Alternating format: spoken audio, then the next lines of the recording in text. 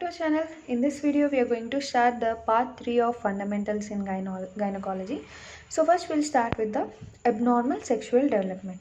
So coming to the female, in the female if you see the abnormal sexual development, the problem is that the clitoris of the female is undergoing the clitoromegaly. You can see here I have drawn an imaginary diagram. The clitoris is getting large, clitoromegaly, and whenever there is any labial fusion, the labia get fused.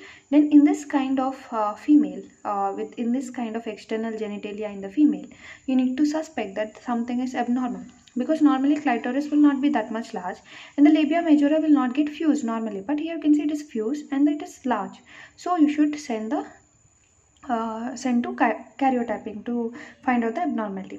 In the case of male, external genitalia, normally you see penis in the normal side and the testis should be palpable in the scrotum. If you touch the scrotum and you palpate, the testis should be palpable normally. But in the case of male, here the problem is the penis is small and the small penis is called as phallus. Okay, small penis, and there is non-palpable testis in scrotum. Like you are not able to palpate the testis, and either there is any hypospadias. So in this conditions also you should send this male baby for karyotyping. So in the female, in this type, where clitoris is large and labia is fused. In the male, when there is small penis, that is called as phallus, or when the testis is not palpable in scrotum, or whenever there is hypospadias. In all these conditions you should send to karyotyping. So the first investigation to perform when suspecting any abnormal sexual development is karyotyping.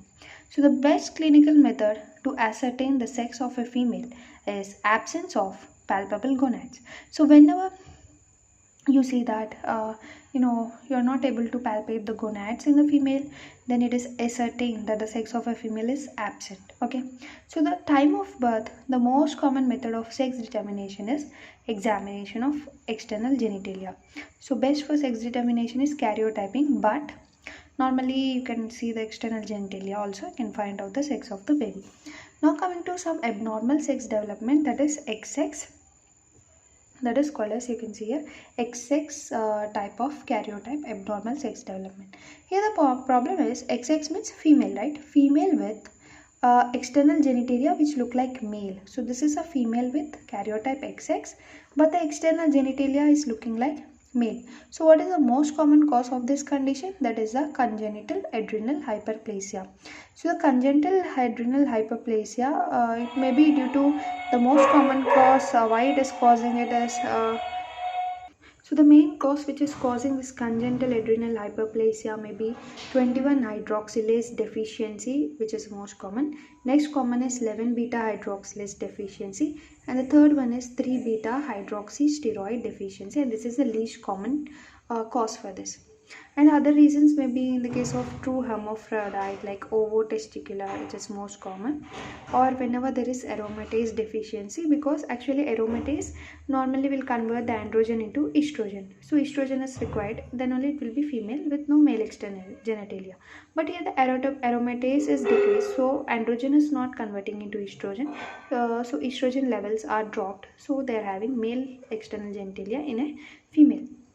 Another problem is the maternal androgen.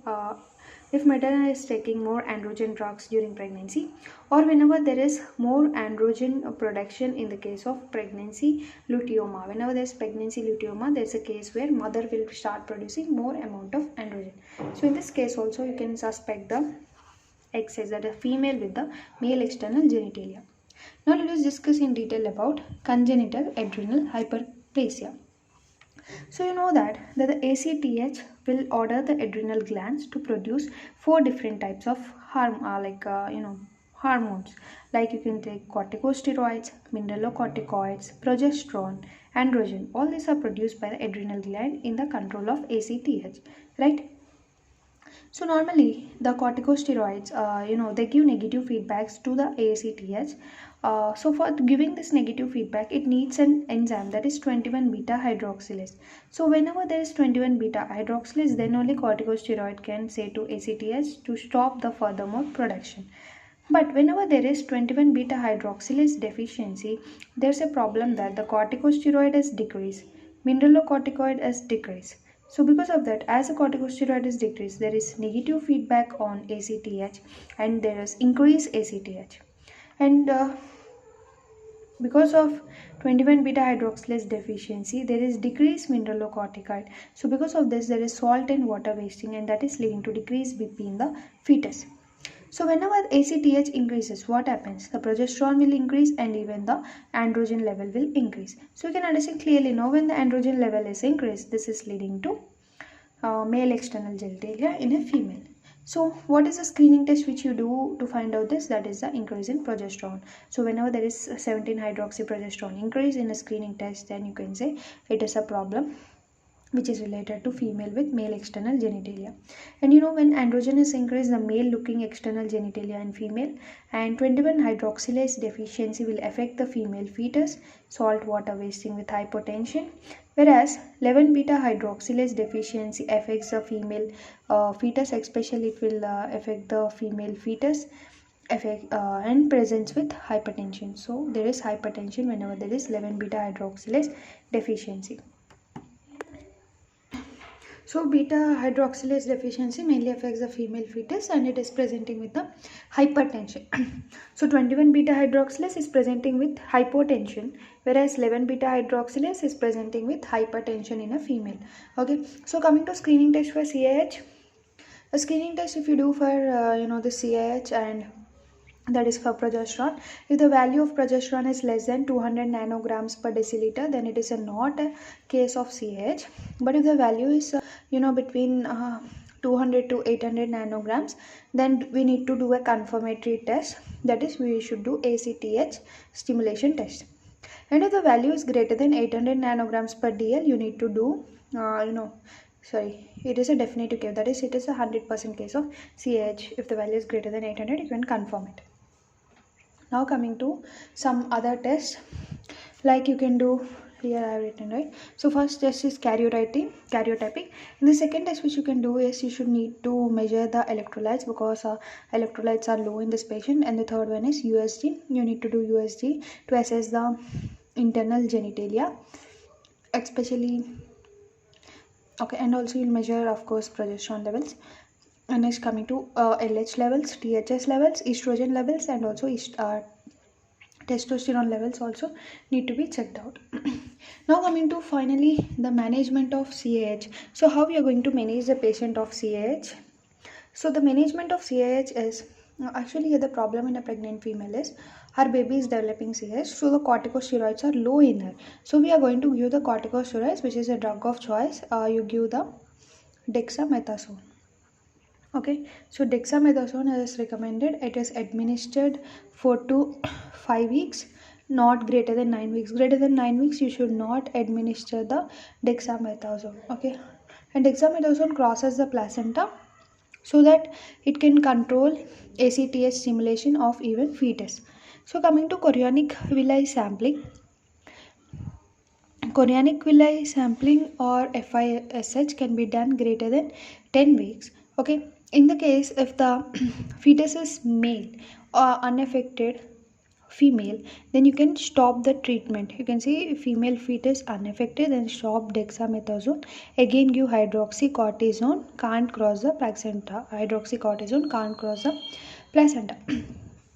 But the female fetus is affected, then you should continue the dexamethasone. Okay, so note that pregnant female herself is a case of CAH with a male fetus or unaffected female fetus. So the drug of choice is hydrocortisone. So coming to management of child with CAH.